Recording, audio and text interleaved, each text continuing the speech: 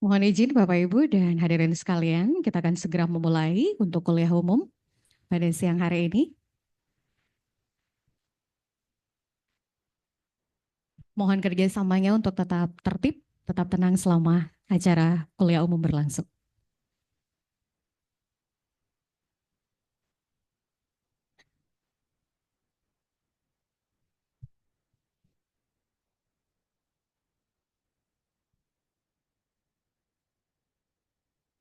Yang terhormat, Jaksa Agung Republik Indonesia, Bapak Profesor Dr. S.T. Burhanuddin SH, MM, MH, yang kami hormati, Ketua dan Sekretaris Majelis Wali Amanat Universitas Hasanuddin. Yang kami hormati, Rektor Universitas Hasanuddin, Profesor Dr. Insinyur Jamaluddin Jompa MSc, beserta para Wakil Rektor. Yang kami hormati, Ketua Dewan Profesor Universitas Hasanuddin. Yang kami hormati, Ketua Senat dan anggota Senat Universitas Hasanuddin.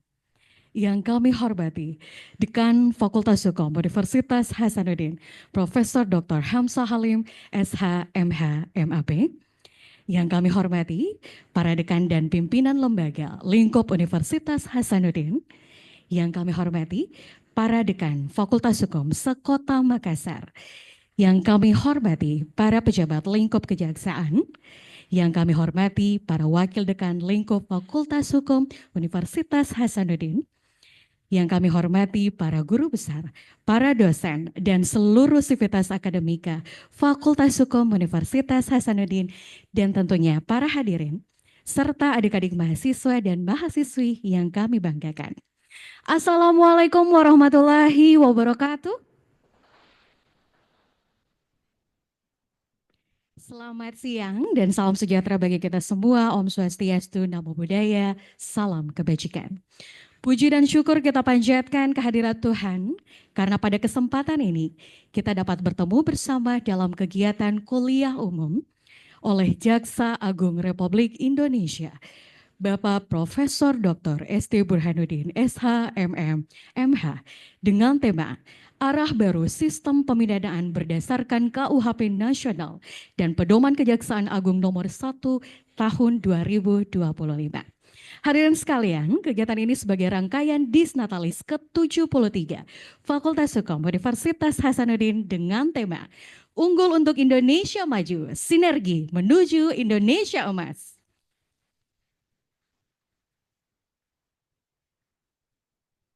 Hadirin sekalian, mengawali seluruh rangkaian acara kita pada siang hari ini, marilah kita bersama-sama menyanyikan lagu kebangsaan Indonesia Raya. Hadirin, dimohon berdiri.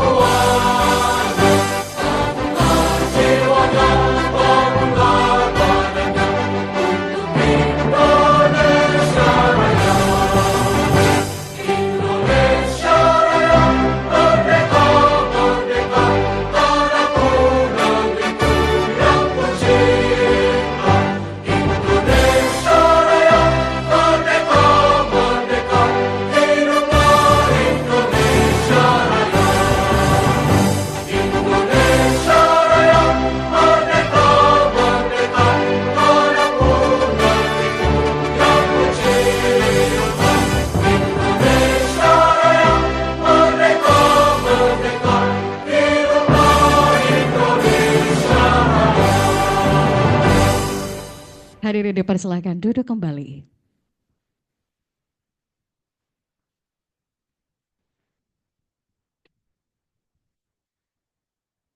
Bapak Ibu yang kami hormati dan hadirin sekalian, selanjutnya sambutan oleh Dekan Fakultas Hukum Universitas Hasanuddin kepada Bapak Profesor Dr. Hamzah Halim, SH, MH, MAP. Dengan hormat, disilakan. Terima kasih, Saudara MC. Bismillahirrahmanirrahim. Assalamualaikum warahmatullahi wabarakatuh. Selamat siang, salam sejahtera untuk kita semua. Om Swastiastu, Namo Buddhaya, salam kebajikan, Rahayu. Yang sama kita hormati dan muliakan serta banggakan, Jaksa Agung Republik Indonesia, Bapak Profesor Dr. ST Burhanuddin SH MM MH, tentu beserta jajarannya. Yang sama saya hormati Ketua, Sekretaris, dan anggota Majelis Wali Amanah Universitas Hasanuddin.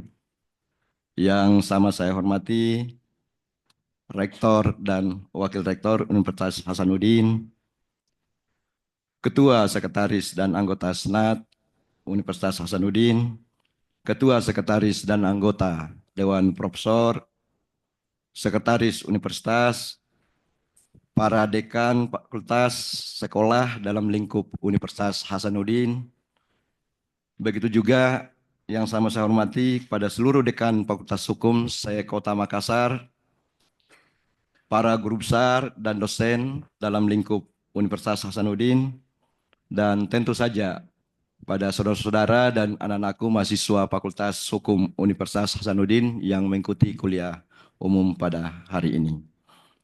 Pertama-tama saya kira sepatutnya kita memanjatkan puji dan syukur kehadirat Tuhan Yang Maha Kuasa karena begitu banyak nikmat yang tiada henti diberikan kepada kita, termasuk nikmat pada hari ini di mana Bapak Jaksa Agung Republik Indonesia berkenan untuk memberikan kuliah umum di tengah kesibukan beliau, dan mungkin ini permohonan yang ketiga kalinya dari kita, Sivitas Akademika Fakultas Hukum Unhas, karena kegiatan kuliah umum pada hari ini adalah merupakan rangkaian dari sekian banyak kegiatan kuliah umum dalam rangka memperingati Dies Natalis Fakultas Hukum Unhas yang ke-73. Dan kali ini kita mengusung tema unggul untuk Indonesia maju dan sinergis untuk Indonesia emas. Kita mengangkat tema itu karena tanpa Indonesia yang unggul, tanpa keunggulan-keunggulan yang kita miliki, maka rasanya sulit kita untuk mewujudkan Indonesia emas yang menjadi visi kepemimpinan nasional kita pada saat ini. Tema yang diusung pada kuliah umum pada hari ini adalah arah baru sistem pemidanaan berdasarkan KUHP nasional dan pedoman Kejaksaan Agung nomor 1 tahun 2025 tentang penerapan pidana bersyarat, pidana pengawasan, dan pidana kerja sosial. Saya kira tema ini sangat aktual karena memang KUHP atau KUHAP yang akan diberlakukan nantinya adalah disebut dengan KUHP nasional yang memang sudah produk kita murni. Kalau saya tidak salah Undang-Undang nomor 1 tahun 2023 ya. Dan KUHAP-nya insya Allah segera akan juga diberlakukan sehingga kita berharap bahwa tema yang diangkat pada hari ini memberikan banyak informasi seperti apa arah kebijakan dan inovasi-inovasi kepemimpinan Bapak Jaksa Agung yang saya kira kita semua banyak menyaksikan baik melalui media cetak maupun media elektronik tentang begitu banyak inovasi dan gebrakan-gebrakan besar yang dilakukan oleh institusi kejaksaan di bawah kepemimpinan Bapak Profesor Dr. ST Burhanuddin SH MM MH. Di data yang saya coba cari-cari tadi, institusi kejaksaan saat ini kurang lebih 5 tahun berturut-turut mampu hadir, mewujud dan menjawab harapan masyarakat dengan menjadi institusi penegak hukum yang paling dipercaya publik saat ini.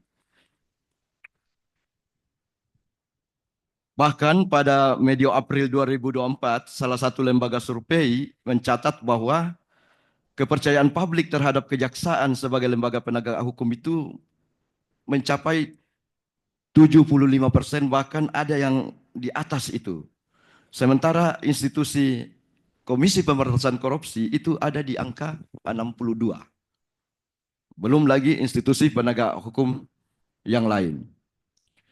Beberapa kasus besar yang juga kemudian menghiasi banyak media saat ini yang menjadi gebrakan dari Bapak Jaksa Agung, mulai dulu yang paling bombastis itu kasus tata kelola timah yang kerugian negaranya kalau saya tidak salah hampir 300 triliun. Kemudian terakhir ada kasus Duta Palma, kerugian negaranya 104,1 triliun. Kasus PT Asabri itu 22,78 triliun. Dan kasus CPO, ya ini ekspor minyak sawit, kerugiannya itu 18,3 triliun. Kasus asuransi Jiwasraya 16,81 triliun. PT Garuda bahkan BTS Bakti 8 triliun. Dan juga ini yang luar biasa menurut saya, gebrakan Pak Jaksa Agung, kejaksaan sebagai penyetor PNBP terbesar di tahun 2023 dan tahun 2024 kalau saya tidak salah. Nah, belum lagi bukan hanya dalam soal penindakan, tetapi kejaksaan saat ini juga banyak memberikan gebrakan-gebrakan dan sentuhan-sentuhan yang sifatnya humanis. Melalui pendekatan restoratif justice, saya mencoba mencatat data sampai Oktober 2024 itu, jumlah keseluruhan perkara yang disetujui untuk restoratif justice itu ada 5.989 perkara yang diselesaikan tanpa harus masuk ke pengadilan gitu. Jumlah keseluruhan perkara yang ditolak ada 207 perkara. Bahkan perkara tentang orang dan harta benda itu yang disetujui ada 5.529 perkara. Dan jumlah keseluruhan perkara keamanan negara, ketertiban umum dan tindak pidana umum lain yang disetujui ada 238 perkara. Begitu banyak saya kira gebrakan-gebrakan dan kebijakan-kebijakan yang diambil oleh atau dilakukan oleh Bapak Jaksa Agung beserta jajarannya di bawah kepemimpinan Bapak Profesor Dr. ST Burhanuddin SH MM MH. Izin Prof JA dari Fakultas Hukum Hasanuddin juga ini ada 2 Jaksa Agung yang lahir dari sini. Yang monumental adalah Bapak Profesor Dr. Baharudin Lopa, dan hari ini kuliah umum ini kami laksanakan di Baruga Bapak Profesor Dr. Baharudin Lopa, dan saya melihat ada kemiripan beliau antara Bapak Profesor Dr. Baharudin Lopa dengan Bapak Profesor Dr. ST Burhanuddin ini sebagai Jaksa Agung Republik Indonesia. Yang pertama itu dua-duanya Jaksa Agung dalam status profesor. Nah, yang kedua, kepemimpinan beliau ini keduanya memimpin dengan keteladanan. Pak Jaksa Agung di banyak kesempatan kita menyaksikan mendorong insan adiaksa untuk senantiasa meningkatkan kapasitas, baik itu ilmu pengetahuan maupun keterampilan. Dan saya mencatat, membaca-baca sejarah kejaksaan, untuk kali pertama barangkali Jaksa Agungnya Profesor Dr. ST Burhanuddin, SHMMMH, dan beberapa jamnya juga profesor. Bahkan sampai ke level kepala kejaksaan tinggi, ada yang profesor. Ini artinya bahwa beliau mampu memimpin dengan keteladanan yang baik. Nah, anak-anakku sekalian dan saudara-saudara mahasiswa, saya berharap ini momentum yang sangat baik, dimanfaatkan dengan optimal untuk memperoleh informasi seperti apa kebijakan, kemudian kepemimpinan beliau dalam memimpin institusi kejaksaan kita. Dan insya Allah saya yakin akan banyak lahir disertasi tesis dan skripsi dari kuliah umum hari ini. Karena saya yakin informasi yang akan disampaikan beliau pasti hal-hal yang paling aktual di institusi kejaksaan. Terakhir, sebelum saya menutup sambutan saya mohon perkenan Bapak Rektor untuk berkenan memberikan sepatah dua kata sekaligus membuka secara resmi kuliah umum Bapak Jaksa Agung pada hari ini. Saya kira itu, lebih dan kurangnya mohon dimaafkan. Wabillahi taufiq wal hidayah. Wassalamualaikum warahmatullahi wabarakatuh. Selamat siang dan salam sejahtera untuk kita semua.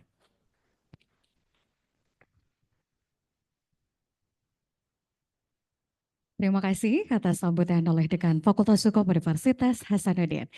Hadirin sekalian, selanjutnya mari kita mendengarkan sambutan oleh Rektor Universitas Hasanuddin sekaligus berkenan membuka kuliah umum oleh Jaksa Agung Republik Indonesia Bapak Profesor Dr. ST Burhanuddin SH MM MH dengan tema Arah Baru Sistem Pemidanaan Berdasarkan KUHP Nasional dan Pedoman Kejaksaan Agung nomor 1 tahun 2025. Kepada Bapak Profesor Dr. Insinyur Jamaluddin Jompa, MSc, dengan hormat disilahkan. Terima kasih MC. Assalamualaikum warahmatullahi wabarakatuh. Yang saya hormati, kita banggakan bersama Bapak Jaksa Agung Republik Indonesia, Profesor Dr. ST Burhanuddin, yang sebenarnya sudah merupakan keluarga besar UNHAS. Ya, saya tahu beliau sudah beberapa kali memberikan kuliah, ya, sehingga secara de facto sebenarnya sudah dosen UNHAS. Oleh karena itu Pak Dekan upayakan agar beliau terdaftar, ya. Karena kenapa? Beliau kebanggaan nasional di bidang hukum tentu yang sudah disampaikan tadi, dan UNHAS adalah salah satu benchmark kemajuan Indonesia, khususnya dari Indonesia Timur, ya. Sehingga keberadaan beliau di tengah-tengah sivitas akademika UNHAS tentu ini akan membuat UNHAS ya sebagai bagian dari dunia akademik yang betul mendalami dan akan mengawal akademik di bidang hukum ini, insya Allah akan menjadi terus menjadi bagian dari gerakan ya yang akan mensupport berbagai kebijakan. Apalagi hari ini Pak Jaksa Agung memberikan kuliah yang sangat inspiratif ya, arah baru sistem pemidanaan ya, pidana berdasarkan KUHP nasional, dan ini saya kira bagian dari upaya-upaya atau inovasi-inovasi yang selalu saya pun walaupun bukan orang hukum melihat ya, memantau seperti disampaikan Pak Dekan, banyak sekali inovasi yang telah disampaikan oleh Pak JA, Prof. Burhanuddin. Tentu inovasi termasuk di bidang hukum adalah kunci kemajuan suatu bangsa. Tapi bukan hanya itu, saya kira Bapak Ibu semua para peserta, para pimpinan UNHAS, para mahasiswa, kita tahu bahwa inovasi itu penting. Inovasi justru adalah modal awal, tapi itu tidak cukup. Kita membutuhkan strong leaders. Kita memerlukan inspirative leaders. Nah, oleh karena itu leadership tentu ini akan menjadi pelengkap. Nah, di tangan Pak Prof. Burhanuddin, Jaksa Agung kita kali ini di samping mendapat begitu banyak penghargaan, saya kira kita sadar betul bahwa ini sangat banyak ditentukan oleh keberadaan beliau, sehingga mohon Pak Jaksa Agung, kehadiran Bapak bukan hanya memberi kuliah umum, tapi juga sebenarnya memberi inspirasi buat anak-anak bangsa, buat teman-teman di Sivitas Akademika Fakultas Hukum UNHAS khususnya, dan juga UNHAS secara keseluruhan, untuk menjadi bagian dari membawa bangsa ini menjadi lebih baik. Tentu aspek hukum menjadi kunci. Ya. Dan yang kita akan soroti juga di situ, masih ingat mungkin Pak JA ya, waktu tahun 2024, UNHAS memberikan penghargaan khusus untuk tokoh inspiratif di bidang keterbukaan informasi dan penegakan hukum. Dulu diselenggarakan oleh Jaksapedia yang di acara Sounds of Justice. Kenapa kemudian UNHAS memberikan ini? Karena bagi kami dalam tradisi Bugis Makassar itu bukan hanya kepintaran, bukan hanya macan melempuh, bukan hanya pintar dan jujur, tapi memerlukan kekuatan leadership di situ ya, yang kita sebut warani nama geteng, harus berani dan juga ini harus konsisten di dalam mengimplementasikan hal-hal yang telah menjadi keputusan, dan ini kelihatan sekali dalam kepemimpinan Pak JA, Prof. Burhanuddin, sehingga banyak yang hadir di sini saya kira bukan hanya untuk mendengarkan, tapi juga melihat sosok beliau yang selama ini selalu menginspirasi kita. Dan saya yakin dan percaya ini juga bagian dari keinginan bersama tokoh bangsa, keinginan bersama seluruh masyarakat Indonesia untuk membawa bangsa ini menjadi negara yang makmur, negara yang baik, negara yang mendapat rahmat dari Allah Subhanahu wa taala, menjadi negara baldatun thayyibatun wa rabbun ghafur. Dan itu memerlukan bukan hanya inovasi di bidang hukum, tapi juga strong leaders di dalam penegakan hukum itu. Dan sekali lagi terima kasih Pak Jaksa Agung, Pak Prof. Burhanuddin atas waktu yang diberikan khusus untuk Fakultas Hukum kami di Unhas yang juga sementara berdisnatalis yang hari ini usianya sudah walaupun ini kayaknya usianya sudah ke berapa ini? Ke 70 berapa Pak Dekan? 73 tahun Pak Rektor. 73 tahun, ya. Lebih tua daripada induknya ya. Nah ini adalah hadiah ulang tahun, saya kira hadiah disnatalis dari Pak Jaksa Agung untuk memberikan pencerahan kita bagi kita semua. Sebagai pimpinan UNAS tentu apresiasi saya, kami semua pimpinan UNAS kepada Jaksa Agung yang terus-menerus membantu kami mengembangkan berbagai program-program di bidang hukum ya, dan ini merupakan bagian dari saya kira upaya pemerintah juga di dalam penguatan sumber daya manusia di bidang hukum. Saya kira itu, sekali lagi atas nama pimpinan saya ingin juga mengucapkan permohonan maaf kalau ada yang kurang dari acara ini. Saya tahu banyak yang antusias untuk hadir langsung di ruangan, tapi ruangan sudah penuh, maka sebagian melalui daring ya. Dan dengan ucapan Bismillahirrahmanirrahim, maka kuliah umum bersama Profesor Dr. St. Burhanuddin SH.MH MM Jaksa Agung Republik Indonesia dengan tema arah baru sistem pemidanaan berdasarkan KUHP nasional dan pedoman Kejaksaan Agung nomor 1 tahun 2005 saya nyatakan dibuka dengan resmi. Sekian, billahi taufiq wal hidayah. Wassalamualaikum warahmatullahi wabarakatuh. Terima kasih atas sambutan Rektor Universitas Hasanuddin, Bapak Profesor Dr. Insinyur Jamaluddin Jompa, MSD.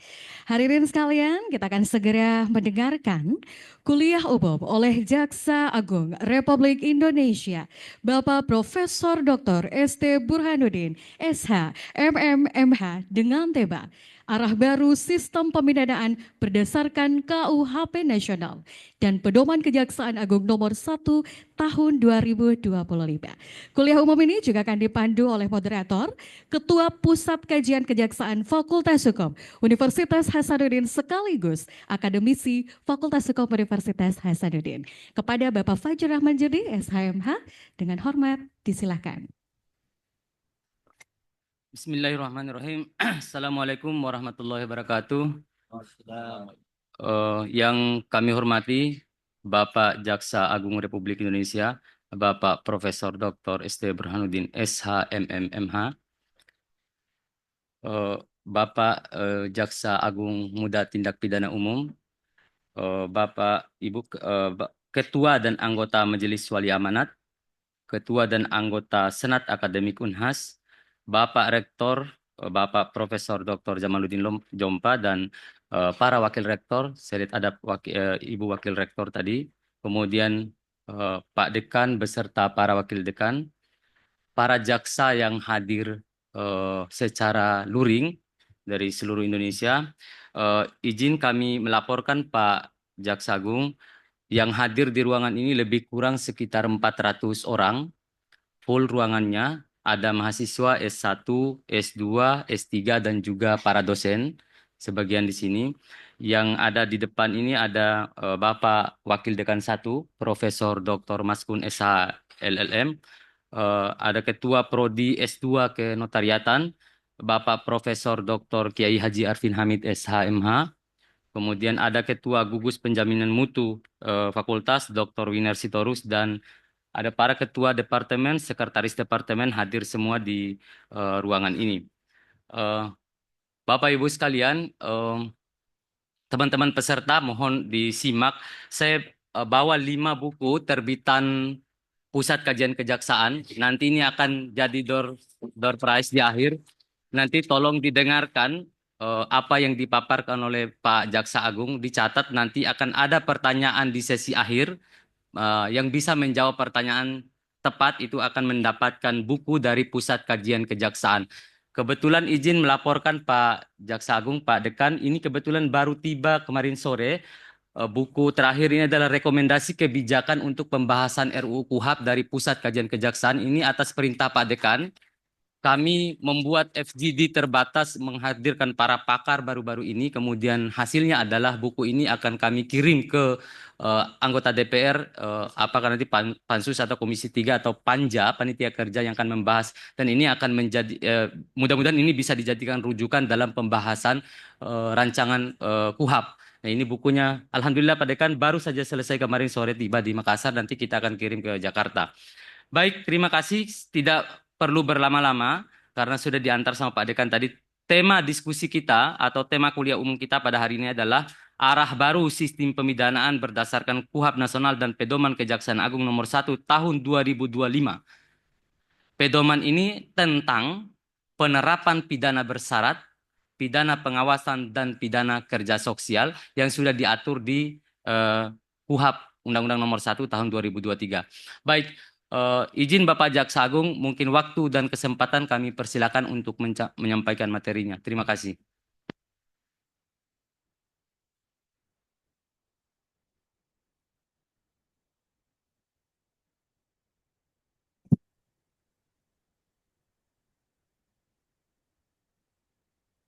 Bismillahirrahmanirrahim. Assalamualaikum warahmatullahi wabarakatuh. Salam sejahtera bagi kita semua. Shalom Swastiastu, Namo Buddhaya, salam kebajikan. Yang saya hormati Rektor Universitas Hasanuddin, seluruh dekan Fakultas Universitas Hasanuddin, Sivitas Akademika Universitas Hasanuddin, seluruh peserta kuliah umum yang berbahagia. Pertama-tama dan paling utama, mari kita panjatkan puji dan syukur kepada Allah Subhanahu wa Ta'ala, Tuhan Yang Maha Esa, yang senantiasa melimpahkan segala rahmat, taufik dan hidayahnya kepada kita semua kalian, hingga kita dapat melaksanakan kegiatan kuliah umum yang pada kesempatan ini mengambil tema arah baru sistem pemidanaan berdasarkan Kitab Undang-Undang Hukum Pidana Nasional dan Pedoman Jaksa Agung nomor 1 tahun 2025. Saya menyambut baik kegiatan kuliah umum di lingkungan Sivitas Akademika Universitas Hasanuddin karena telah berupaya mendekatkan dunia akademik dengan pengalaman praktek dalam menyambut penerapan Kitab Undang-Undang Hukum Pidana Nasional di tahun depan. Sekaligus untuk bersama-sama memikirkan berbagai persoalan dan tantangan dalam praktek penerapan Kitab Undang-Undang Hukum Pidana Nasional dalam rangka mewujudkan praktisi dan ahli hukum yang unggul untuk Indonesia maju, bersinergi menuju Indonesia emas. Sebagaimana dalam tema Dies Natalis Universitas Hasanuddin ke-73. Untuk itu, atas nama pribadi maupun pimpinan kejaksaan, saya menyampaikan apresiasi yang setinggi-tingginya kepada pihak penyelenggara yang telah bekerja keras dalam menyelenggarakan kegiatan ini. Semoga Fakultas Hukum Universitas Hasanuddin di dalam usianya yang ke-73 tahun semakin maju dan berkembang, serta mampu menciptakan lulusan-lulusan terbaik yang nantinya dapat bermanfaat bagi masyarakat Indonesia maupun masyarakat global. Sehingga Universitas Hasanuddin dapat menjadi salah satu universitas terbaik di negeri ini. Dalam kiprahnya mewujudkan generasi Indonesia emas.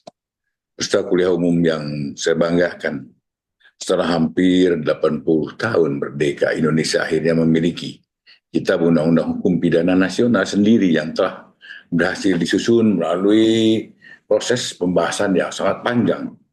Inisiasi pembentukan Kitab Undang-Undang Hukum Pidana Nasional telah dimulai sejak tahun 1963 sehingga disahkannya Undang-Undang Nomor 1 Tahun 2023 tentang Kitab Undang-Undang Hukum Pidana pada tanggal 6 Desember 2022 yang lalu. Kitab Undang-Undang Hukum Pidana baru tersebut akan mulai berlaku di awal tahun 2026. Pembentukan Kitab Undang-Undang Hukum Pidana Nasional ini setidaknya memiliki dua makna strategis. Yang pertama, Kitab Undang-Undang Hukum Pidana Nasional memiliki makna filosofis sebagai wujud kedaulatan hukum bangsa yang menginginkan itu adanya suatu produk hukum nasional yang berdasarkan satu karakter, ideologi, falsafah bangsa Indonesia.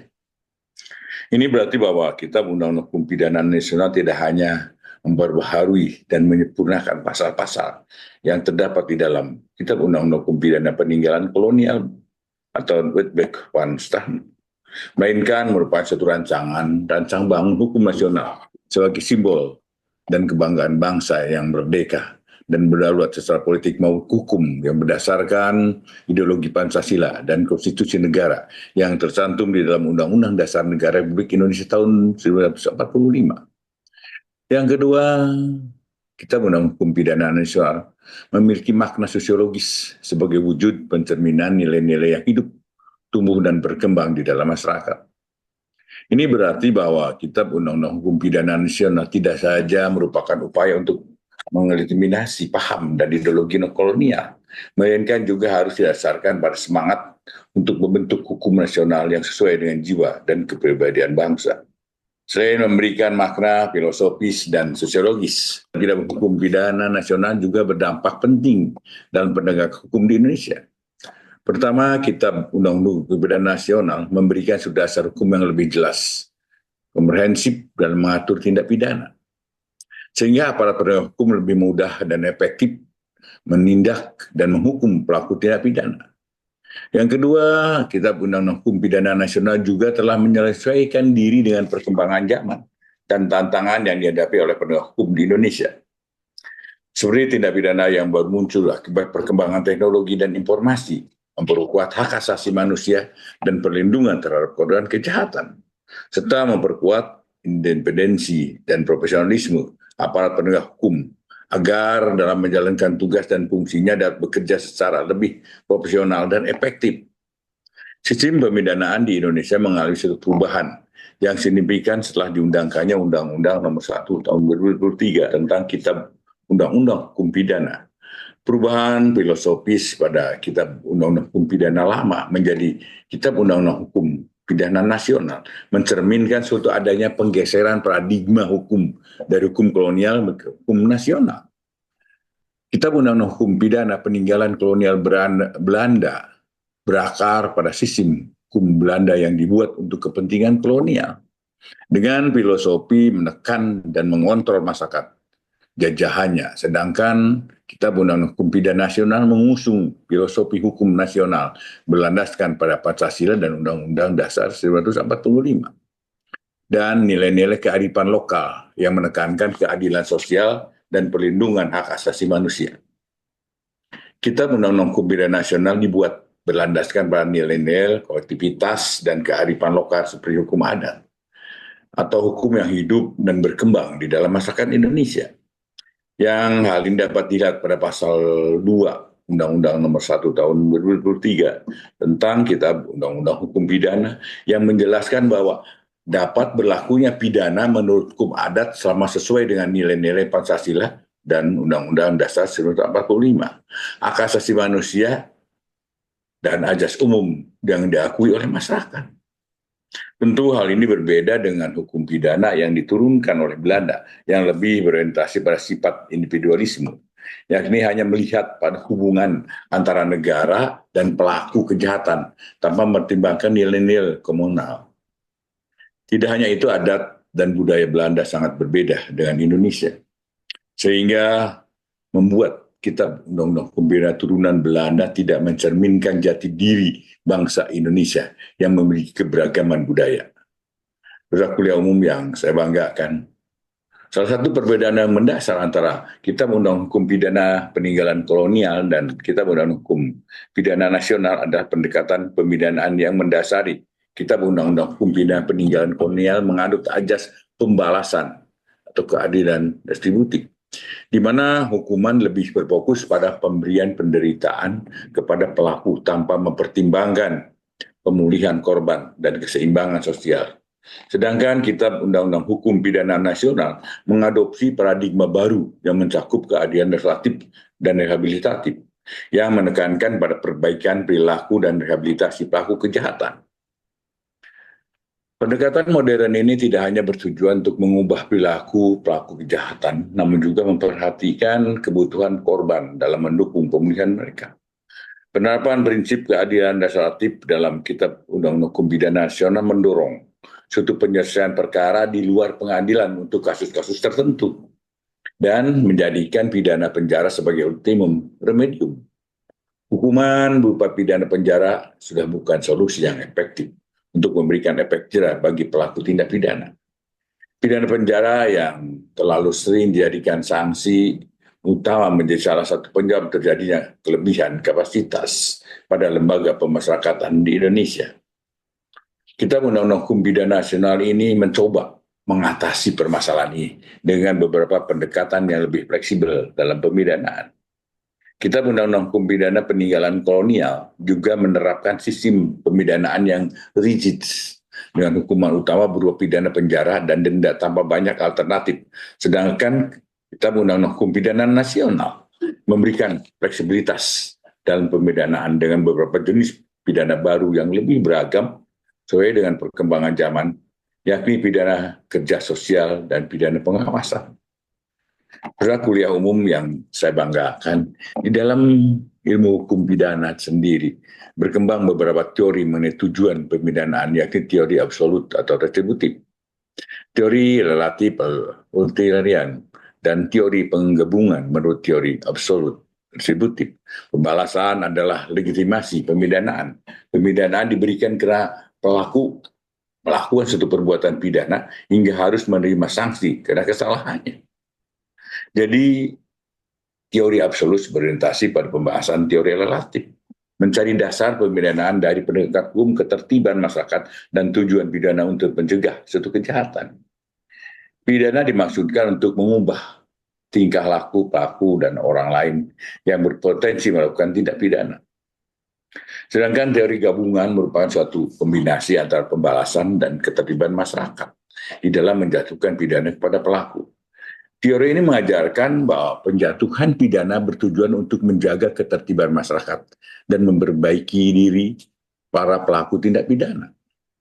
Tujuan pemidanaan dalam Kitab Undang Hukum Pidana Nasional dapat ditemukan pada bab 3 pasal 51 Undang-Undang Nomor 1 Tahun 2023 tentang Kitab Undang-Undang Hukum Pidana, yakni yang pertama adalah mencegah dilakukannya tindak pidana dengan menegakkan norma hukum demi perlindungan dan pengayoman masyarakat.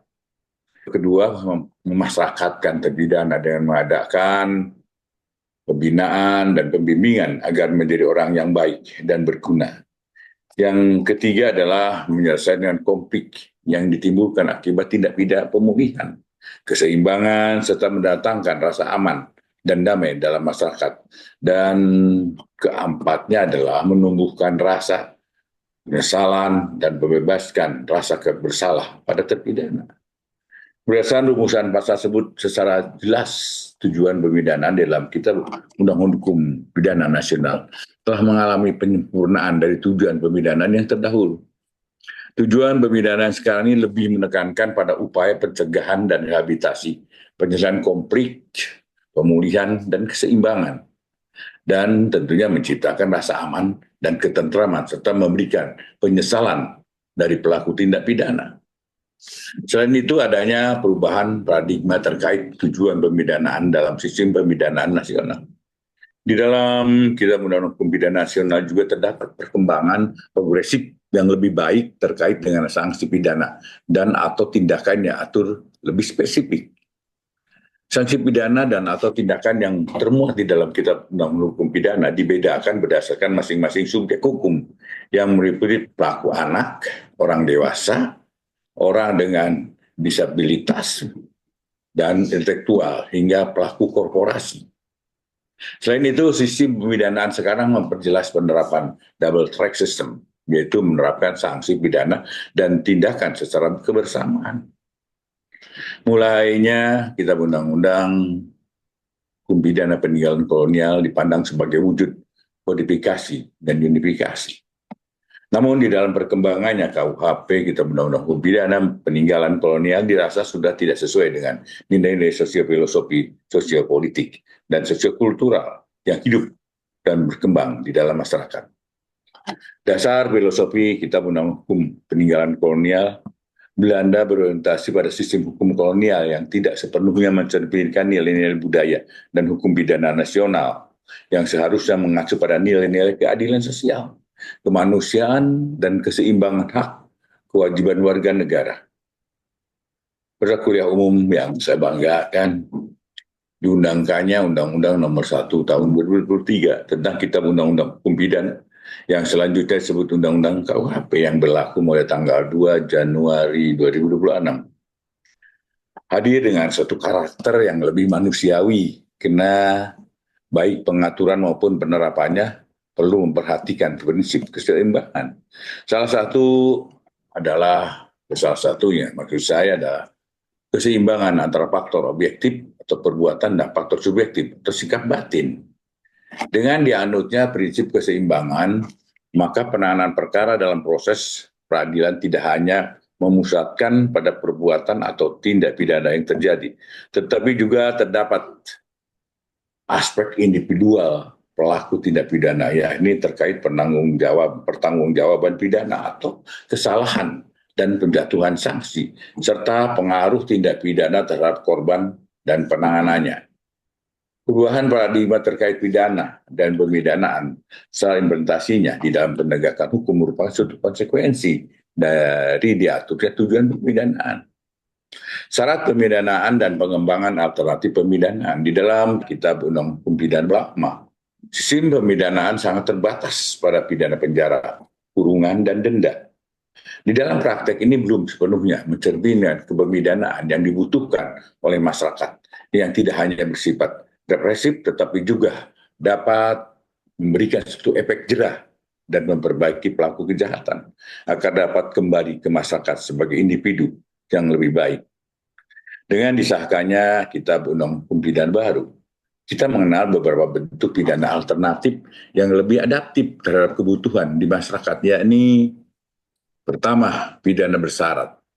Pidana bersyarat ini adalah bentuk pemidanaan yang memberikan kesempatan kepada pelaku tindak pidana untuk tetap berada dalam lingkungan masyarakat dengan syarat tertentu yang harus dipenuhi.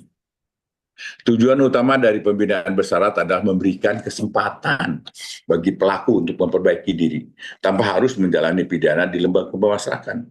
Selama mereka memenuhi syarat yang ditetapkan oleh hakim, ketentuan di dalam pidana bersyarat antara lain pelaku tidak boleh melakukan tindak pidana lain dalam jangka waktu tertentu.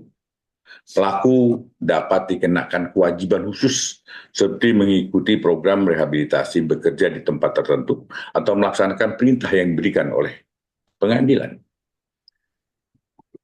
Jika syarat-syarat yang ditetapkan tidak dipenuhi, maka pidana yang dijatuhkan akan dieksekusi sepenuhnya. Kedua, pidana pengawasan. Pidana pengawasan adalah bentuk pemidanaan di mana terpidana tetap berada di masyarakat, tetapi dengan pengawasan dari penegak hukum dan pembatasan tertentu. Pidana pengawasan umum dilakukan dengan kewajiban terpidana untuk wajib lapor secara berkala kepada penegak hukum yang ditunjuk atau larangan untuk mengunjungi tempat-tempat tertentu.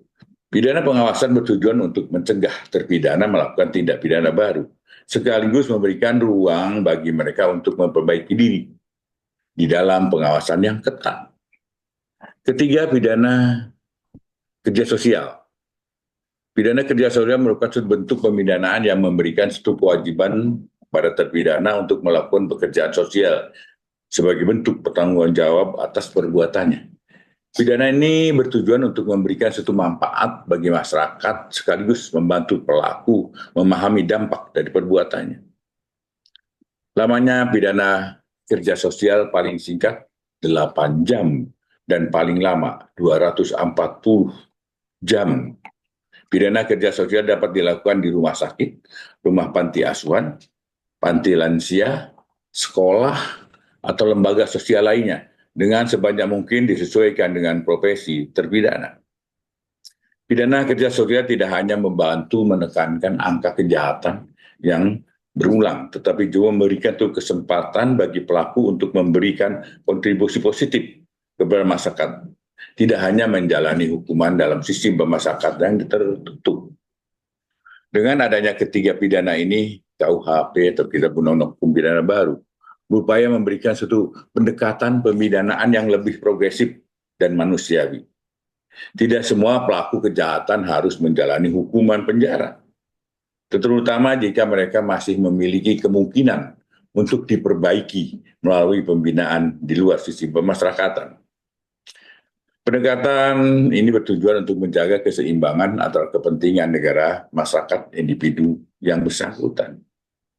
Selain itu, pidana alternatif ini menjadi solusi dalam mengatasi over kapasitas lembaga pemasyarakatan yang selama ini menjadi satu tantangan besar di dalam sistem peradilan pidana di Indonesia. Pidana alternatif yang telah kita bahas, yang sebelumnya dapat diterapkan pada kasus-kasus yang bersifat ringan. Contoh pada kasus pencurian dengan pelaku yang baru pertama kali melakukan kejahatan karena faktor ekonomi, dapat dijatuhi pidana kerja sosial. Dalam kasus ini seperti dapat dipertimbangkan bahwa pelaku masih memiliki kesempatan untuk memperbaiki diri. Peserta kuliah umum yang saya banggakan sebagai konsekuensi yuridis dengan diaturnya alternatif pemidanaan dalam Kitab Undang-Undang Hukum Pidana Nasional yang baru, maka jaksa dalam hal ini memiliki kewenangan dalam penerapan alternatif pemidanaan selain pidana penjara berupa pidana bersyarat, pidana pengawasan, pidana kerja sosial berdasarkan prinsip dominus litis yang merupakan prinsip universal yang berlaku terkait ruang lingkup tugas dan fungsi jaksa. Maka tugas jaksa telah dimulai sejak awal tahapan penanganan perkara sampai dengan pelaksanaan putusan pengadilan yang berkekuatan hukum tetap. Secara umum berbicara tentang prinsip dominus litis atau dengan istilah Latin berarti pemilik perkara. Di dalam konteks peradilan pidana, dominus litis adalah pihak yang berhak untuk menentukan arah dari proses hukum, baik itu dalam bentuk penuntutan, keputusan untuk melanjutkan atau menghentikan perkara, serta mengambil keputusan strategis lainnya terkait dengan jalanannya perkara. Dalam sistem hukum Indonesia yang berlaku saat ini, jaksa sebagai penuntut umum yang bertanggung jawab atas proses penuntutan tindak pidana yang rincian fungsi utamanya sebagai berikut. Pertama, mengawasi dan mengendalikan penyidikan. Jaksa memiliki peran untuk memeriksa dan mengawasi jalannya penyidikan yang dilakukan oleh penyidik, serta memberikan petunjuk apakah terhadap hasil penyidikan sudah lengkap atau masih perlu diberikan petunjuk untuk dilengkapi. Dua, mengajukan dakwaan. Setelah penyidikan selesai, jaksa berhak untuk memutuskan apakah dakwaan akan diajukan ke pengadilan atau tidak.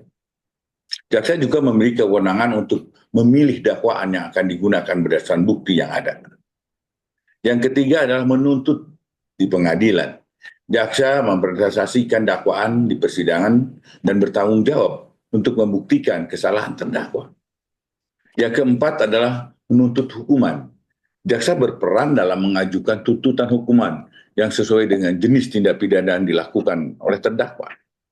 Sesuai dengan prinsip dominus litis tersebut, jaksa di dalam penerapan alternatif pidana tidak hanya berfokus pada tahap adjudikasi atau pengajuan tuntutan di persidangan, melainkan tugas dan fungsi jaksa sudah dimulai sejak tahapan pra-adjudikasi sampai dengan pasca adjudikasi. Adapun yang dimaksud dengan pra-adjudikasi adalah tahapan penyidikan, sedangkan adjudikasi adalah persidangan, dan pasca adjudikasi adalah pelaksanaan hukuman putusan pengadilan atau eksekusi. Tahap pra-adjudikasi sudah dimulai sejak penuntut umum menerima surat pemberitahuan dimulainya penyidikan atau SPDP. Pada tahap ini jaksa penuntut umum mengikuti perkembangan penyidikan dan meneliti berkas perkara hasil penyidikan dari penyidik. Tahap pra-adjudikasi mensyaratkan kepada jaksa bahwa sejak jaksa menerima pemberitahuan dimulai penyidikan oleh penyidik, jaksa sesegera mungkin harus mengikuti perkembangan terhadap penanganan perkara yang sedang ditangani oleh penyidik, dengan mencari tahu tentang perbuatan pidana yang dilakukan oleh tersangka, latar belakang kehidupan tersangka, mulai dari keluarga tersangka, perekonomian tersangka, hal-hal yang penting lainnya yang mempengaruhi perilaku tersangka dan faktor tersebut yang menyebabkan timbulnya suatu kejahatan. Tidak hanya memusatkan kepada tindak pidana yang dilakukan oleh tersangka, namun jaksa pada tahapan pra-adjudikasi harus segera menyusun rumusan terhadap jenis pemidanaan yang akan dijatuhkan kepada tersangka, dengan memperhatikan ajas-ajas kemanfaatan hukum, ketersediaan dinas sosial, maupun lembaga yang bergerak di bidang kerja sosial sekiranya tersangka akan dijatuhi dengan pidana kerja sosial. Sedapat mungkin terhadap tersangka dapat dilakukan penahanan kota dan penahanan rumah Bahkan apabila mungkin jaksa dapat menginstruksikan penanganan perkara dengan memanfaatkan kewenangan diskresi yang dimiliki oleh jaksa, yakni penyelesaian perkara melalui pendekatan keadilan restoratif. Pada tahap adjudikasi, jaksa dapat menentukan bahwa perkara yang dapat diselesaikan melalui pendekatan keadilan restoratif dengan mempertimbangkan berat ringannya perbuatan yang dilakukan dan memperhatikan apakah terdapat upaya dari tersangka untuk memperbaiki kesalahan yang telah dilakukan kepada korban dan kemungkinan korban untuk melakukan perdamaian dengan tersangka.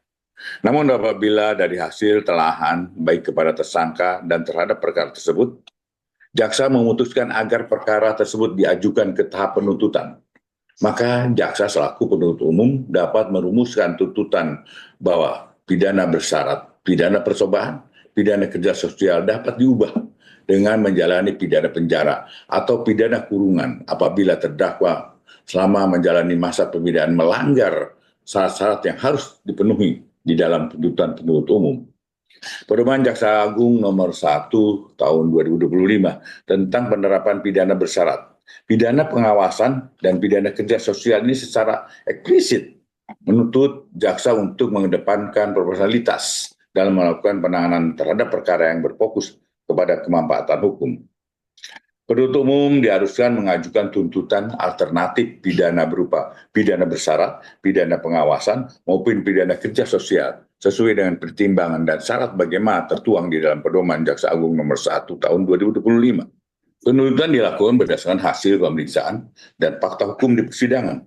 Dalam mengajukan tuntutannya, penuntut umum tetap harus mencantumkan pidana penjara yang harus dijalani oleh terpidana dengan syarat umum maupun syarat khusus yang harus dijalani oleh terpidana nanti yang apabila terpidana melanggar. Maka terpidana harus menjalani pidana penjara sesuai dengan putusan yang dijatuhkan. Poin-poin utama yang diatur dan dalam pedoman ini adalah pedoman ini menekankan keseimbangan antara faktor objektif perbuatan pelaku dan faktor subjektif atau keadaan individu pelaku. Jaksa dalam menuntut pidana alternatif harus mempertimbangkan berbagai faktor, di antara lain adalah pertama tingkat kesalahan dan niat jahat pelaku. Yang kedua, kerugian dan penderitaan yang dialami korban. Yang ketiga, sikap batin pelaku sebelum, saat, dan setelah melakukan pidana. Keempat, riwayat kehidupan pelaku serta potensi rehabilitasinya. Kelima, faktor sosial dan ekonomi yang mempengaruhi pelaku. Dalam tahap persidangan, jaksa harus menyampaikan rekomendasi pidana alternatif kepada hakim disertai dengan dasar pertimbangan yang kuat. Selanjutnya pada tahap pasca adjudikasi dilaksanakan setelah adanya putusan pengadilan yang telah mempunyai kekuatan hukum yang tetap. Setelah putusan yang dijatuhkan, jaksa bertanggung jawab untuk mengawasi pelaksanaan pidana alternatif, memastikan bahwa terpidana memenuhi kewajibannya sesuai dengan putusan pengadilan. Dalam tahap ini, jaksa berwenang untuk melakukan pengawasan atas pelaksanaan pidana bersyarat, pidana pengawasan, dan pidana kerja sosial. Selain itu, jaksa berwenang untuk mengajukan usulan kepada hakim yang memutus perkara dalam hal ini terdapat pelanggaran atas syarat-syarat umum maupun syarat-syarat khusus harus dijalankan oleh terpidana. Selain usulan karena pelanggaran, jaksa juga dapat mengusulkan pengurangan masa percobaan atau masa pengawasan apabila terpidana menunjukkan kelakuan yang baik. Hadirin yang saya banggakan, diterbitkannya Pedoman Jaksa Agung nomor 1 tahun 2025 tentang penerapan pidana bersyarat, pidana pengawasan, dan pidana kerja sosial. Pedoman Jaksa Agung nomor 1 tahun 2025 merupakan kesiapan kejaksaan dalam rangka menyambut pelaksanaan sistem pemidanaan baru pada Kitab Undang-Undang Hukum Pidana Nasional. Pergeseran pemahaman bahwa hukum diciptakan untuk memenjarakan sudah berganti, yakni pemenjaraan terhadap terpidana tidaklah menjadi sebuah solusi terhadap perbuatan yang memenuhi unsur-unsur dalam pemidanaan. Pedoman ini disusun untuk memastikan bahwa penerapan pidana alternatif dapat berjalan efektif dan sesuai dengan prinsip-prinsip keadilan yang diamanatkan oleh Kitab Undang-Undang Hukum Pidana baru. Penuntut umum diharapkan dapat mengidentifikasi terkait penerapan alternatif pidana sesuai dengan syarat dan pertimbangan sebagaimana yang diatur di dalam Pedoman Jaksa Agung nomor 1 tahun 2025. Pedoman ini memiliki peran strategis dalam memastikan bahwa sistem pemidanaan di Indonesia tidak hanya bersifat represif, tetapi juga mampu memberikan efek restoratif, adaptif, humanis, dan berorientasi pada pemulihan. Selain itu, keberadaan pedoman ini juga berfungsi untuk memastikan bahwa hak-hak korban tetap terlindungi. Sementara pelaku diberikan kesempatan untuk memperbaiki diri dan kembali menjadi anggota masyarakat yang produktif. Peserta kuliah umum yang saya banggakan, sebagian dari kita mungkin ada yang bertanya, apakah penerapan alternatif pemidanaan selain pidana penjara berupa pidana bersyarat, pidana pengawasan, dan pidana kerja sosial ini hanya diberlakukan untuk perkara-perkara tindak pidana umum? Atau dapat juga diberlakukan untuk perkara tindak pidana khusus seperti korupsi? Memang di dalam pedoman Jaksa Agung nomor 1/2025 dan merujuk pada Kitab Undang Hukum Pidana Nasional tahun 2023 telah memberikan satu batasan terhadap penerapan alternatif pemidanaan selain pidana penjara berupa pidana bersyarat, pidana pengawasan, pidana kerja sosial tidak berlaku bagi pertama, tindak pidana yang diancam dengan pidana minimum khusus. Kedua, tindak pidana tertentu yang sangat membahayakan atau merugikan masyarakat. Atau yang ketiganya, tindak pidana yang merugikan keuangan atau perekonomian negara. Namun selain daripada itu terdapat aspek yang lain yang menjadi alasan mengapa alternatif pemidanaan selain penjara berupa pidana bersyarat, pidana pengawasan, dan pidana kerja sosial tidak dapat diterapkan untuk perkara korupsi. Dapat dilihat dari perspektif sosiologis dan filosofis.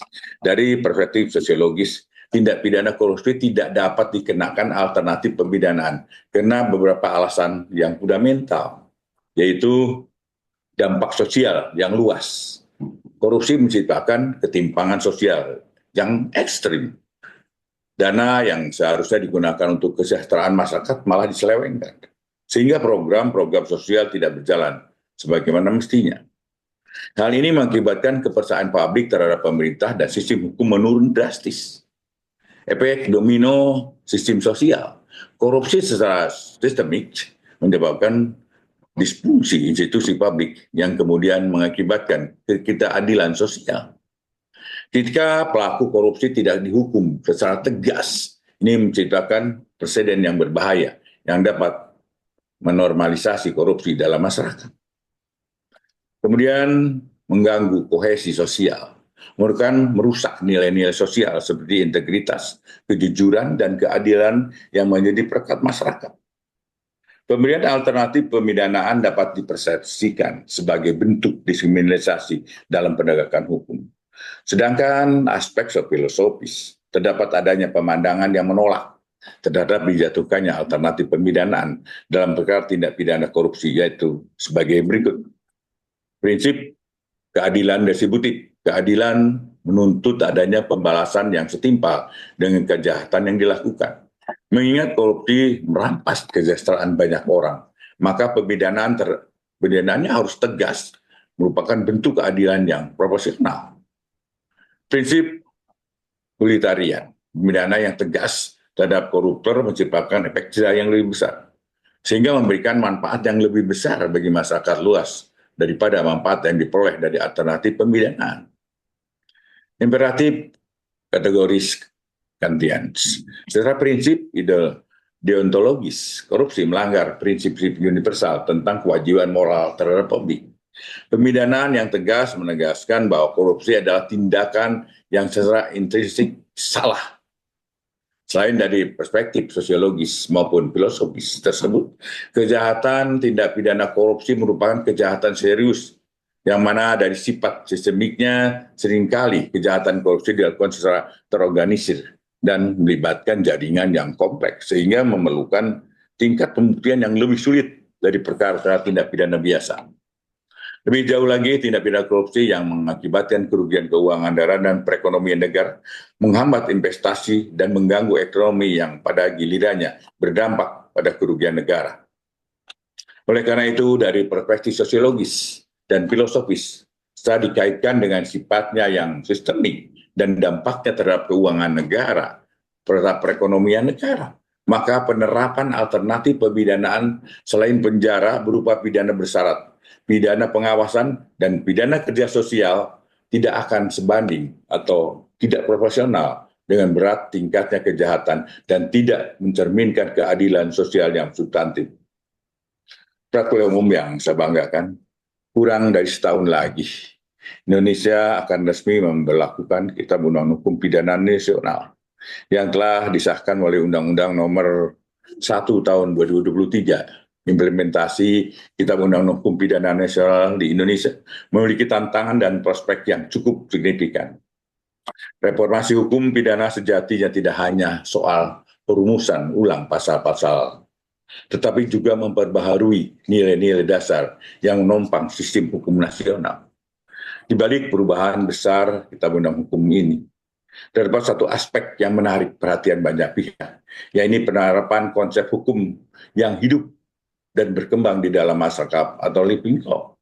Bagi banyak pihak, penerapan konsep ini dipandang sebagai langkah maju dalam memperbaharui sistem hukum nasional yang lebih responsif terhadap dinamika sosial. Konsep ini mengacu pada hukum yang berkembang di masyarakat, termasuk hukum adat yang telah lama menjadi bagian dari praktek hukum di Indonesia. Secara filosofis, diakomodasikan bahwa konsep living law di dalam Kitab Undang Hukum Pidana tidak lepas dari kenyataan bahwa di beberapa daerah masih terdapat ketentuan hukum tidak tertulis yang diakui dan diberlakukan. Selama ini, ketentuan-ketentuan tersebut belum menjadi dasar pemidanaan, sehingga keberadaannya semakin hari semakin terpinggirkan. Namun, pengakuan terhadap living law di dalam Kitab Undang-Undang Hukum Pidana bukan hanya soal memasukkan konsep ini ke dalam seluruh pasal-pasal, melainkan juga mencakup tantangan implementasinya yang berkaitan dengan pengakuan dan ketidakpastian hukum yang harus dihadapi di dalam prakteknya.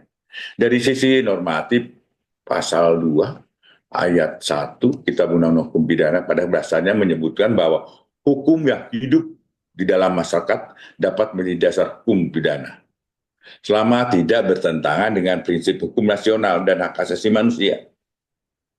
Konsep ini sebenarnya bukan suatu hal yang benar-benar baru, karena sebelumnya juga telah diakomodasi dalam beberapa undang-undang, seperti di dalam Undang-Undang Kekuasaan Kehakiman, Undang-Undang Darurat Nomor 1 Tahun 1951. Namun, baru dalam Kitab Undang-Undang Hukum Pidana ini, living law dijadikan dasar pemidanaan, sehingga secara eksplisit pendapat pengakuan dalam regulasi nasional. Di dalam konteks Indonesia, pengakuan living law menunjukkan bahwa hukum adat masih memainkan peran penting, terutama di wilayah yang masih mempraktekkan norma hukum tradisional. Namun, tanpa adanya peraturan turunan yang menjembatani pemberlakuan hukum yang hidup dan berkembang di masyarakat, pengakuan ini berisiko menjadi sekedar formalitas tanpa implementasi yang jelas. Ketiadaan aturan teknis ini tidak hanya berdampak secara konseptual, tetapi juga berimplikasi langsung pada implementasi atau penerapan dalam proses pemidanaan. Menanggapi persoalan tersebut, pemerintah perlu segera menerbitkan peraturan pemerintah yang menjadi pedoman bagi daerah dalam menyusun perda terkait living law. Tanpa regulasi yang jelas, pengakuan terhadap hukum yang hidup dan berkembang di masyarakat sebagai bagian dari Kitab Undang-Undang Hukum Pidana hanya akan menjadi semacam korupsi yang tidak dapat diimplementasikan. Bapak, Ibu, Saudara-saudara peserta kuliah umum yang saya banggakan, lebih dari sekedar pembaharuan tekstual, reformasi hukum pidana harus mencerminkan realisasi sosial dan nilai-nilai yang berkembang di masyarakat. Langkah konkret dari pemerintah sangat diperlukan agar hukum yang hidup benar-benar dapat diakui dan diterapkan secara efektif. Dalam konteks otonomi daerah, setiap provinsi berpotensi memiliki peraturan daerah yang berbeda-beda mengenai hukum adat. Reformasi hukum pidana seharusnya tidak hanya mengakomodasi perkembangan hukum dalam teks undang-undang, tetapi juga memastikan implementasi yang efektif agar hukum benar-benar hidup di dalam praktek kehidupan masyarakat. Berdasarkan pengamatan di lapangan, ada beberapa tantangan yang cukup krusial di tengah masyarakat yang menjelang definitif berlakunya Kitab Undang-Undang Hukum Nasional dan hasil pembaharuan tersebut, yakni penolakan dari berbagai masyarakat dan kelompok tertentu. Beberapa bagian dari Kitab Undang-Undang Hukum Pidana Nasional mendapat penolakan dari kelompok masyarakat tertentu. Misalnya ketentuan mengenai perbuatan seperti aborsi, hubungan seksual di luar nikah, dan penghinaan terhadap pemerintah yang dianggap kontroversial. Beberapa pihak berpendapat bahwa ketentuan tersebut tidak sesuai dengan kebebasan individu atau bertentangan dengan nilai tertentu. Kedua, persoalan sosial dan budaya. Di Indonesia adalah negara dengan beragam budaya, suku, dan agama. Setiap daerah memiliki norma dan adat yang bisa berbeda-beda. Dan kadang-kadang ada ketidaksesuaian antara norma lokal dan ketentuan yang ada dalam Kitab Undang Hukum Pidana Nasional. Ini bisa menimbulkan suatu konflik dalam implementasi, terutama di daerah-daerah yang lebih memiliki paham konservatif. Yang ketiga, kesiapan sumber daya manusia. Implementasi Kitab Undang Hukum Pidana Nasional membutuhkan pemahaman yang mendalam dari para penegak hukum, termasuk polisi, jaksa, hakim, dan advokat. Pendidikan dan pelatihan yang berkelanjutan sangat diperlukan untuk memastikan bahwa semua pihak yang terlibat dalam penerapan Kitab Undang Hukum Pidana dengan tepat. Keempat, beban administrasi dan infrastruktur. Untuk memastikan implementasi yang efektif, infrastruktur peradilan harus diperkuat. Ini mencakup sistem administrasi peradilan yang lebih efisien, perangkat teknologi yang memadai, dan fasilitas pendukung lainnya. Tantangan ini menjadi suatu lebih besar daerah-daerah terpencil atau daerah kurang berkembang. Resistensi dari praktek korupsi. Korupsi yang masih mengakar di berbagai sistem hukum dan pemerintahan di Indonesia menjadi hambatan yang besar dalam implementasikan Kitab Undang Hukum Pidana Nasional. Ketika penegakan hukum tidak dilakukan secara adil dan transparan, maka kepercayaan publik terhadap sistem hukum akan terus berkurang. Yang keenam, perlunya perubahan mentalitas. Implementasi Kitab Undang Hukum Pidana Nasional membutuhkan perubahan mentalitas baik di kalangan penegak hukum maupun masyarakat. Kebiasaan dan cara pandang yang sudah mendarah daging seringkali bertentangan dengan prinsip-prinsip yang tertuang di dalam Kitab Undang Hukum Pidana yang baru. Para peserta kuliah umum yang saya hormati, saya perlu tekankan lagi bahwa implementasi Kitab Undang Hukum Nasional di Indonesia membawa tantangan yang tidak sedikit, baik dari segi sosial, budaya, maupun sumber daya manusia. Namun, prospek dari penerapan Kitab Undang Hukum Pidana ini sangat besar, terutama dalam menciptakan sistem hukum yang lebih adil, sesuai dengan nilai-nilai bangsa, dan mampu memberikan perlindungan yang lebih baik bagi masyarakat Indonesia.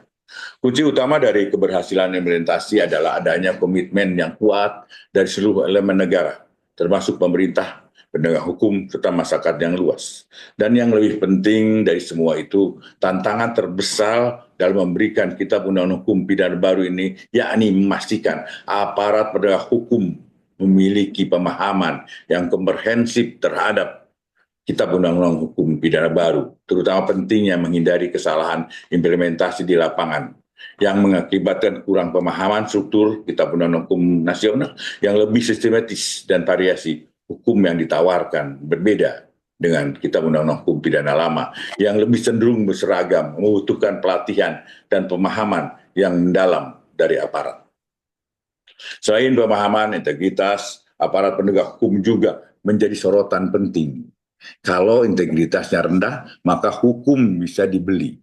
Pernyataan ini menggarisbawahi bahwa pentingnya integritas sebagai fondasi penegakan hukum yang adil dan bebas dari intervensi pihak tertentu.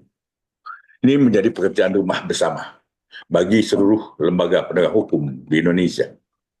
Para peserta kuliah umum yang saya banggakan, pelaksanaan pedoman Jaksa Agung nomor 1 tahun 2025 ini mustahil dapat terlaksana tanpa adanya sinergitas dan kesamaan pemahaman antara instansi lembaga lainnya sesuai dengan kewenangan masing-masing yang dimiliki oleh antar instansi kelembagaan.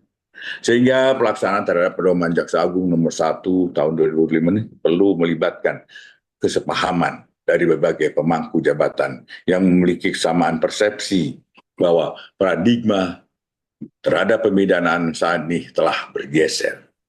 Penyelesaian terhadap penanganan perkara pidana bukan lagi bertujuan untuk mempenjarakan pelaku yang pada kenyataan saat ini tidak memberikan efek jera dan tidak mengubah sikap serta perilaku dari para pelaku. Namun tujuan dari kehadiran hukum pidana di Indonesia adalah agar bagaimana keadaan ini dapat kembali seperti sebelum terjadinya suatu tindak pidana dan memulihkan keadaan seperti sedia kala akibat dari perbuatan pelaku. Perwujudan atas pemahaman hukum pidana yang humanis bagi masyarakat hanya dapat terwujud apabila para pemangku kebijakan, yakni lembaga pemasyarakatan, lembaga pendamping sosial, dan instansi lembaga lainnya. Hadirin yang saya hormati, sebelum saya mengakhiri kuliah umum ini, saya ingin mendorong agar sinergitas, kerjasama, kolaborasi yang baik antara lembaga penegak hukum dan perguruan tinggi di dalam rangka menyambut penerapan Kitab Undang Hukum Pidana Nasional semakin ditingkatkan. Mengingat perguruan tinggi sebagai pencetak sumber daya manusia unggul dalam pengembangan inovasi yang menjadi bagian dari penerapan Tridharma perguruan tinggi.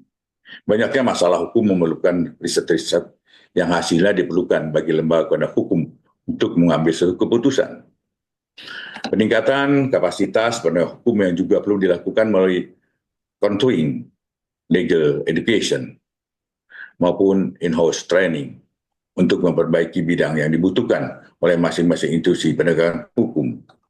Oleh karena itu, sangatlah penting membangun titian dan jembatan antara praktisi, penegak hukum, dan perguruan tinggi sebagai kawah sandar di muka pendidikan. Demikian beberapa hal yang dapat saya sampaikan. Semoga Allah Subhanahu wa Ta'ala, Tuhan Yang Maha Esa, senantiasa memberikan kekuatan, bimbingan, dan perlindungan kepada kita semua untuk senantiasa dapat memberikan kontribusi yang terbaik bagi masyarakat, bangsa, dan negara. Sekian, terima kasih. Wassalamualaikum warahmatullahi wabarakatuh. Salam sejahtera bagi kita semua. Om Tati, Santi, Santi, Om Nam Budaya, salam kebajikan.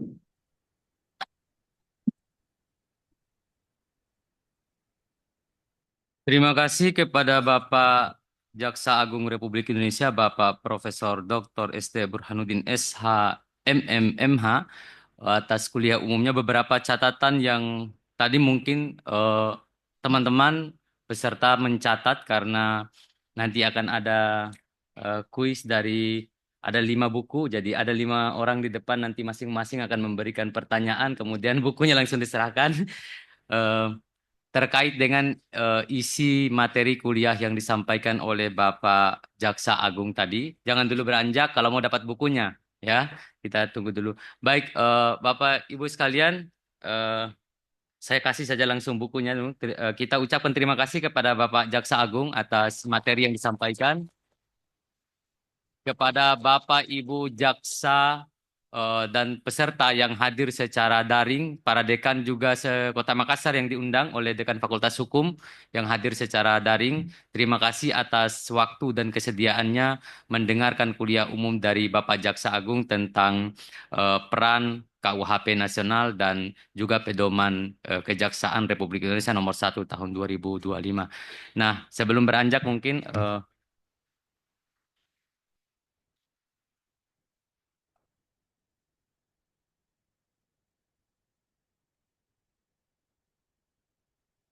oh ya, Tabe izin Bapak Ibu peserta yang baik daring yang maupun yang luring, Pak Jaksa Agung tidak bisa tanya jawab karena beliau ada rapat kabinet pada saat yang sama, rapat terbatas kabinet sehingga beliau meninggalkan tempat, jadi tidak ada tanya jawab langsung kepada beliau. Nah, nanti pertanyaannya disampaikan oleh masing-masing dosen kita di depan memberikan buku, nanti jawabannya juga benar atau tidaknya tergantung kepada Bapak dosen kita yang memberikan buku.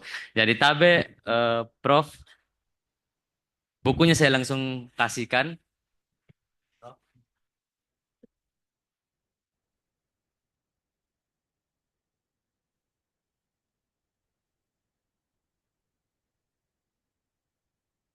Tabe, mungkin mulai dari ujung Prof. Arvin, Tabe bertanya saja, kita bertanya nanti mahasiswa yang menjawab kita kasih ke bukunya kalau itu kira-kira jawabannya dirasa benar, Prof. Tabe.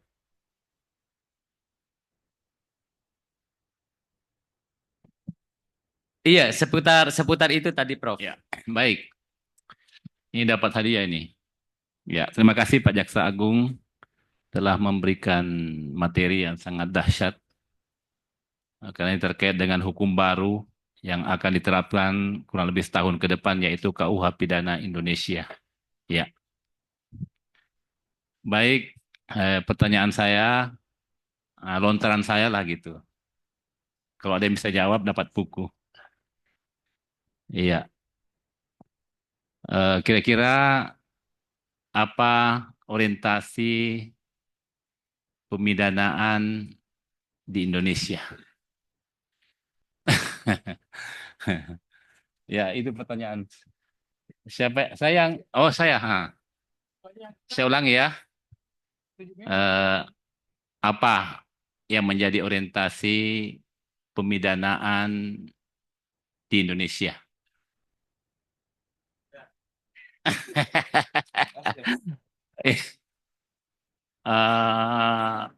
Ya, ini. Siapa namanya, Dek? Baik, terima kasih atas kesempatan yang telah diberikan. Nama saya Muhammad Farhan Putra Pratama dari program studi Ilmu Hukum S1. Ya. Jadi apa sih orientasi dari pemidanaan di Indonesia? Yang pertama, kalau kita melihat dari KUHP lama dulu, di situ masih terlihat ada jejak-jejak kolonial yang dimana itu berorientasi pada pemidanaan retributif atau balas dendam. Sedangkan dengan adanya pembaruan KUHP nasional baru ini, yaitu Undang-Undang Nomor 1 Tahun 2023, maka pemidanaan Indonesia berorientasi pada keadilan restoratif, korektif, dan rehabilitatif. Itu saja jawaban saya. Terima kasih. Wassalamualaikum warahmatullahi wabarakatuh. Beri aplaus. Boleh. Silakan, Prof. Boleh. Ya. Kayaknya boleh ya. Boleh. Iya, soalnya penampilannya sangat menarik beliau ini. Siapa namanya? Farhan. Iya, bagus sekali. Cukurnya cukur modern gitu. Oke. Ya. Oke, terima kasih. Kembalikan ke Pak. Bukunya, Prof. Penyaran bukunya, Prof. Langsung, Prof. Ya, Prof. Foto dulu, foto. Ini buku terbitan Pusat Kajian Kejaksaan tahun ini dan tahun lalu. Jadi 2 tahun ini kita memproduksi 5 buku. Ada juga beberapa tahun sebelumnya.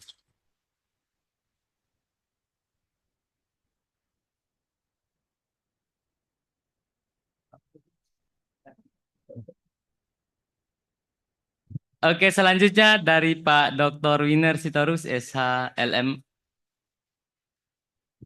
Baik, terima kasih moderator. Ya, pertanyaan saya mudah. Ya. Bagaimana kedudukan the living law ya, di dalam KUHP yang baru? Nah, itu yang sana cewek. Baik, Assalamualaikum warahmatullahi wabarakatuh. Baik, Prof, perkenalkan nama saya Rasmiani dari program studi Ilmu Hukum angkatan 2023.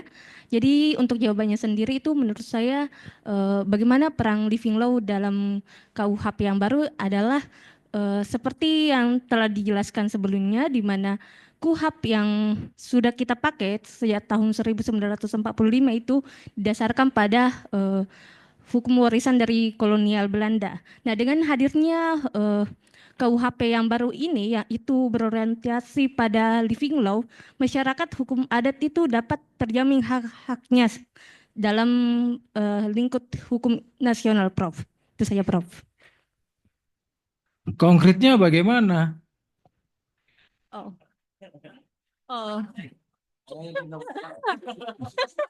Masih kurang. Yang lain. Ada? Yang mana? Oke, yang di sana. Silakan. Oke.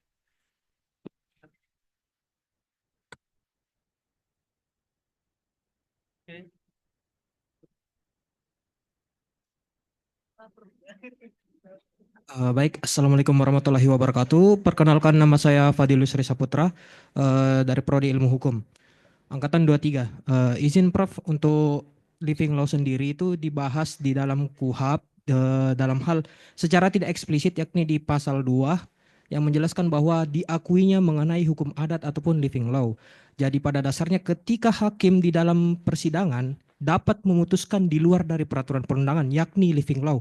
Jadi tidak terpacu secara utuh-utuhnya berada di dalam KUHP itu sendiri, Prof. Kurang lebih begitu. Lumayan ya. Konkretnya pidana adat bisa diterapkan. Ya kurang lebih dimasukkan di dalam putusan bisa, Prof. Ini masih ada lagi tambahannya, berarti Anda kurang mengikuti dengan baik ya. Tapi sudah hampir mengena ini ya. Dikasih saja ya.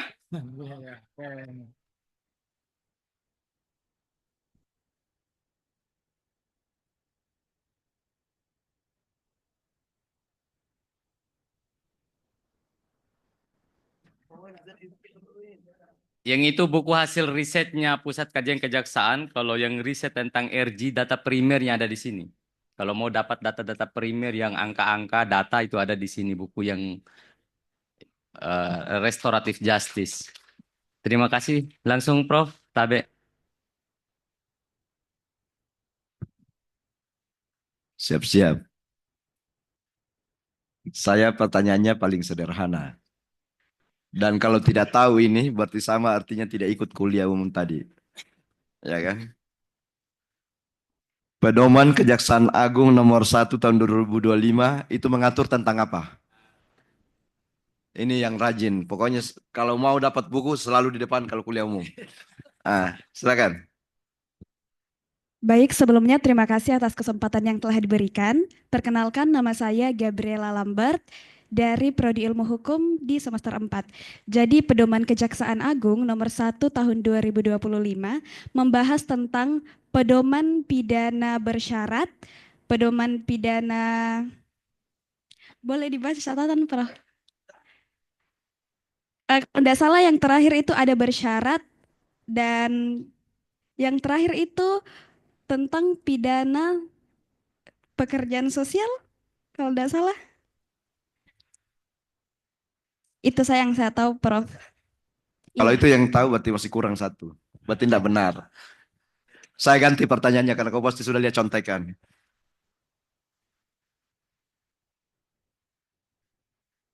Ya kan?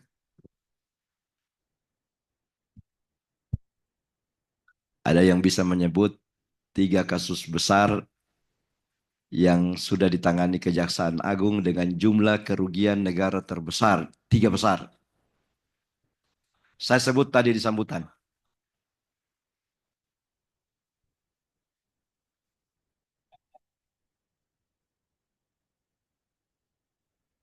Saya tidak akan kasih yang di belakang. Makanya kalau kuliah umum rajin di depan. Itu. Siapa yang paling depan yang angkat tangan? Ada? Yang paling depan dari semua ini yang cewek.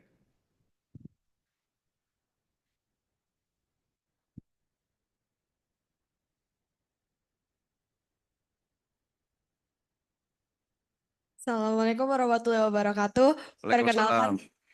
Perkenalkan nama saya Alia Amandembrani Adnan dengan NIM B011231073 dari program studi Ilmu Hukum semester 4. Jadi, kasus yang pernah ditangani oleh Kejaksaan Agung Profesor Dr. Santo Burhanuddin Harahap itu ada kasus Duta Palma, PT Duta Palma, Jiwas Seleraya, dan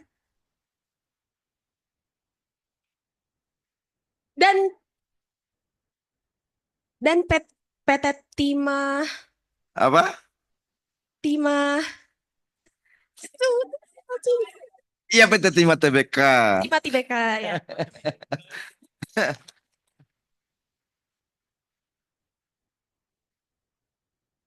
Maju.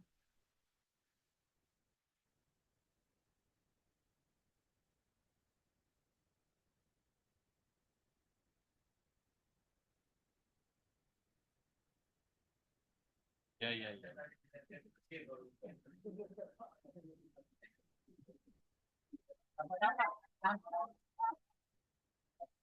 Oke, selanjutnya Prof. Maskun ini Prof. Maskun ini itu buku terbaru. Ini rekomendasi kebijakan untuk revisi KUHAP. Sekarang yang nanti mau dikirim DPR ini baru masih panas ini.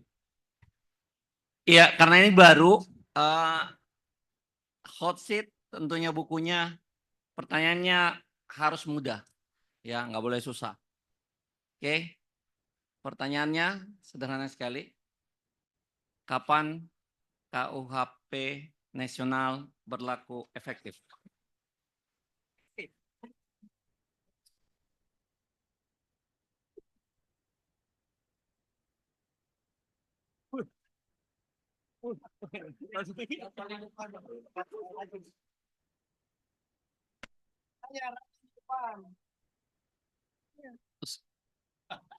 Karena ini Baik. pasti.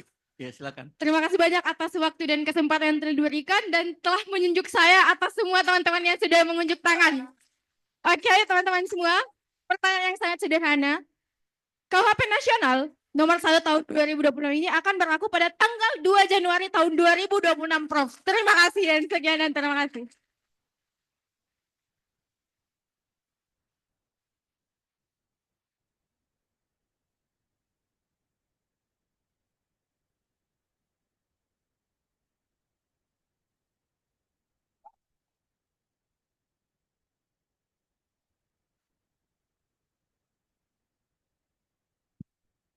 Oke, ini buku terakhir. Jawab cepat ini, jawab cepat.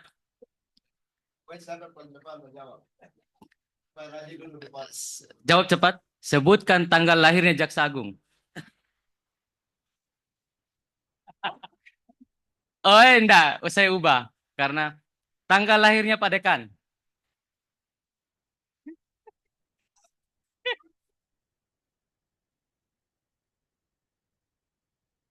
Lewat. Lewat. Oke, terakhir. Terakhir ya. Jawab cepat. Jangan, nggak usah di-searching.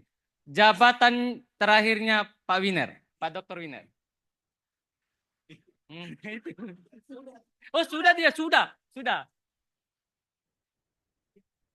Lewat. Jawab cepat. Jawab cepat. Jawab cepat ya, angkat tangan langsung. Saya tadi pergi absen, cek absen, ternyata tidak ada daftar yang hadir pertama, jadi saya terpaksa pertanyaan.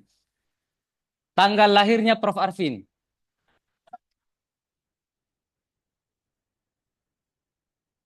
Oke, saya ubah pertanyaannya. Jabatannya Prof. Arvin sekarang. Oke, yang sana tadi. Saya lihat cepat itu dia.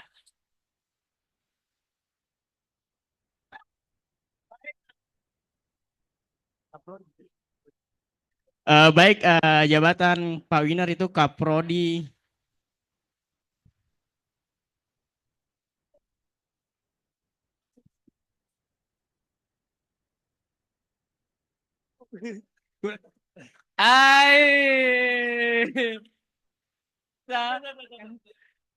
Sudah lewat, karena sudah lewat. Ubah pertanyaan. Gampang ini pertanyaan. Pertanyaan, jawab cepat. Tanggal lahirnya Fakultas Hukum.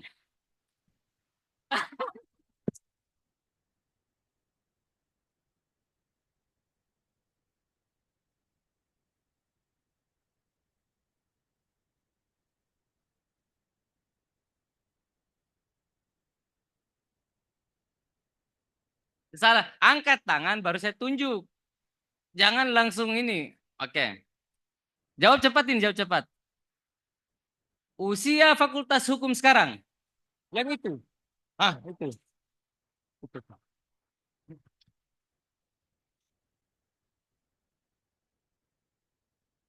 Terima kasih Prof. Usia Fakultas Hukum Universitas Hasanuddin sekarang 73 tahun. Terima kasih Prof.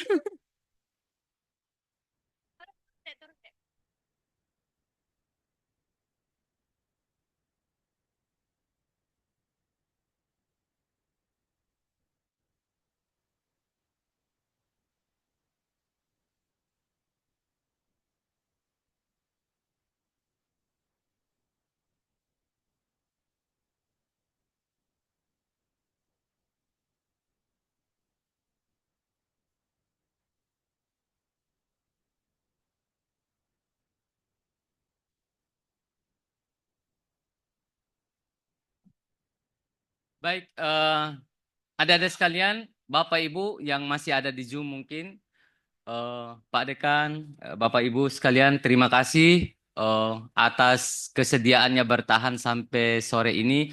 Kayaknya bagus deh Prof kalau ada acara buku-buku pusat kajian ini menjadi pemantik supaya teman-teman juga tidak bosan gitu ya. Masih banyak buku-buku kajian kejaksaan itu yang kemudian kami terbitkan dan mudah-mudahan bisa membantu teman-teman untuk membaca dan seterusnya. Baik, karena sudah azan asar, ada juga yang kuliah sore mungkin. Eh, Terima kasih kepada Bapak Jaksa Agung dan Bapak Ibu yang hadir secara luring dan secara daring atas kesediaannya mengikuti acara kuliah umum pada hari ini. Masih ada lagi kuliah-kuliah umum yang lain besok lusa, Bapak Ibu sekalian, teman-teman, Bapak Ibu, adik-adik mahasiswa, mudah-mudahan masih bisa ikut lagi. Kita akhiri, kita tutup acara kuliah umum ini dengan sama-sama membaca hamdalah. Alhamdulillahirrahmanirrahim. Assalamualaikum warahmatullahi wabarakatuh. Kita kembalikan ke MC. Terima kasih moderator Bapak Fajri Rahman dari SIMH dan tentunya hadirin sekalian. Demikian kita mendengarkan kuliah umum oleh Jaksa Agung Republik Indonesia Bapak Profesor Dr. ST Burhanuddin SH MH yang sangat menarik dan tentunya memperluas wawasan kita tentunya paradigma baru terkait dengan sistem pemindanaan. Selanjutnya penyerahan piagam penghargaan secara simbolis sebagai apresiasi setinggi-tingginya Fakultas Hukum Universitas Hasanuddin kepada narasumber. Izin kami tampilkan secara virtual melalui layar Zoom. Kita beri aplaus Bapak Ibu sekalian dan adik-adik sekalian. Dan terima kasih demikian untuk seluruh kegiatan kuliah umum oleh Jaksa Agung Republik Indonesia.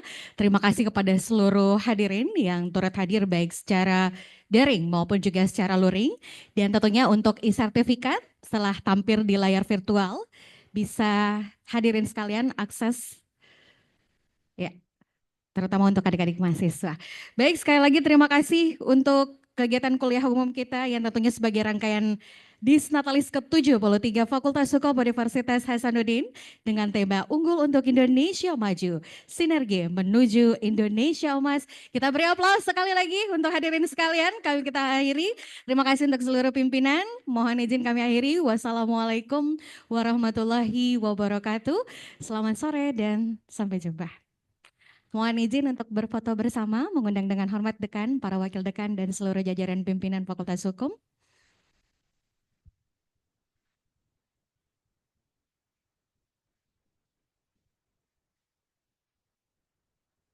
Ya, adik-adik mungkin boleh berdiri di kursinya masing-masing.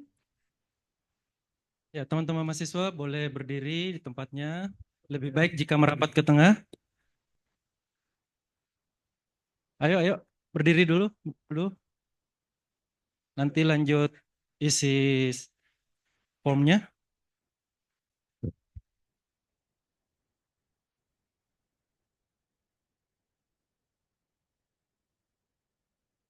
Ayo, merapat ke tengah boleh.